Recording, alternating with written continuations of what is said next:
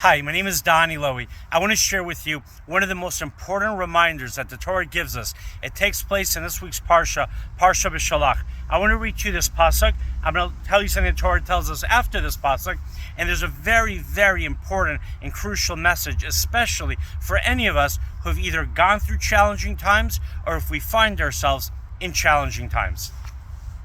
Beshalach Paro es Ham Belo Nacham Elohim Derech Eretz Plishtim Ki Karav Hu Ki Amar Elohim Peni Nachem Ha'am Yerusai Milchama B'Shvu Mitzrayim.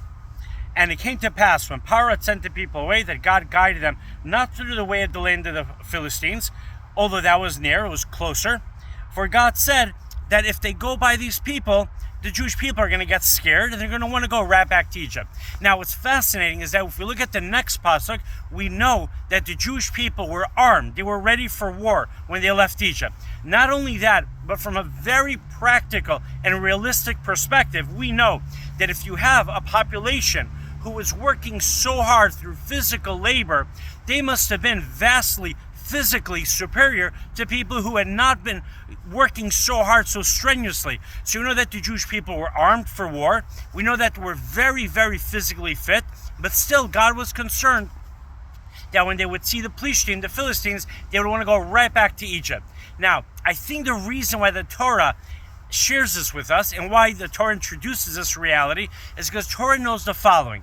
The Jewish people, they had experienced slavery. It's only natural for any human being, for you and I, that if we have undergone any challenging situations, we're going to start defining ourselves in maybe not the most positive way. And therefore, we're not going to always be so uplifted. Even though the Jewish people had seen all the miracles that God performed, even though Egypt was devastated and they were free, they left Egypt, but still, they didn't fully believe in themselves. Why? Not because of their fault. It's only natural. Then why don't we sometimes fully believe in ourselves? Because when their situations are not that great, when we've had misfortunes, when we've experienced bad luck, when things externally or internally are challenging, whatever is going on, we start to sometimes lose the motivation that we need. We start losing the positivity that we need because we're defining ourselves by our past experiences. And the Torah is telling us that is a reality. It doesn't matter how many good things we experience. It doesn't matter how truly good the situation is.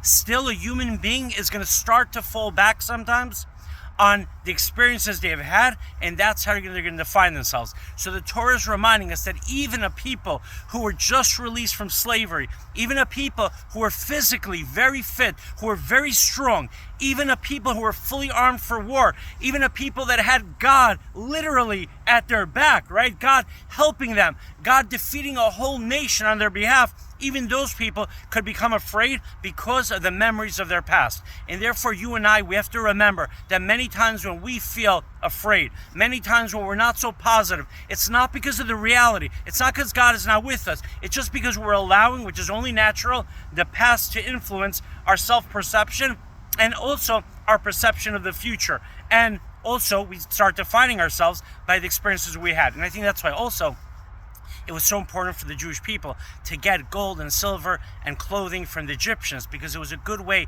for themselves to realize that at the end of the day, there was nothing wrong with them. Because when the Egyptians realized that they had been wrong at that point, they were willing, they were happy to give the Jewish people what they needed. That's my personal opinion, but I do think it's backed up by the story where you see a process of taking people and uplifting them from a state of slavery and bringing them out with great acts of magnitude.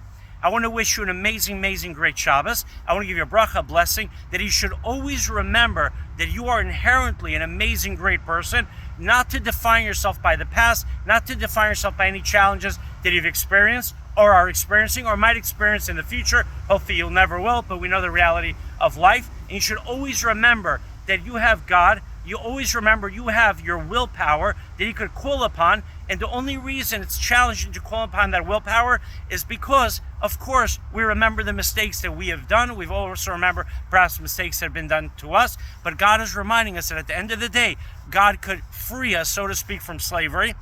God could help us at any point in our lives. We just have to remember who we inherently are. Shabbat Shalom. Have a great Shabbos.